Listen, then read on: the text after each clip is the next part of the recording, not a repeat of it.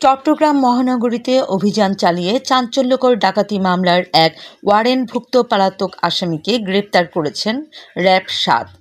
গোপন সংবাদের ভিত্তিতে র্যাব-৭ জানতে পারে বাঁশখালী থানার একাধিক ডাকাতি মামলার ওয়ারেন্টভুক্ত আসামি মোহাম্মদ শামসুল আলম চট্টগ্রাম মহানগরীর চান্দগাঁও থানার এলাকায় অবস্থান করছেন। সেই তথ্যের ভিত্তিতে গত ২১শে অক্টোবর ২০২৫ র্যাব-৭ এর একটি বিশেষ দল চান্দগাঁও বোর্ড স্কুল রুবেল কলোনির সামনে অভিযান চালিয়ে ৫০ বছর বয়সী মোহাম্মদ শামসুল আলমকে গ্রেপ্তার করে।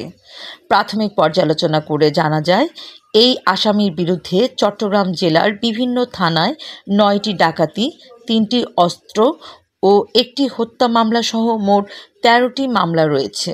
গ্রেপ্তারকৃত শামসুল আলমকে পরবর্তী আইনানুগ ব্যবস্থা গ্রহণের জন্য বাঁশখালী থানা পুলিশের কাছে হস্তান্তর করা হয়েছে।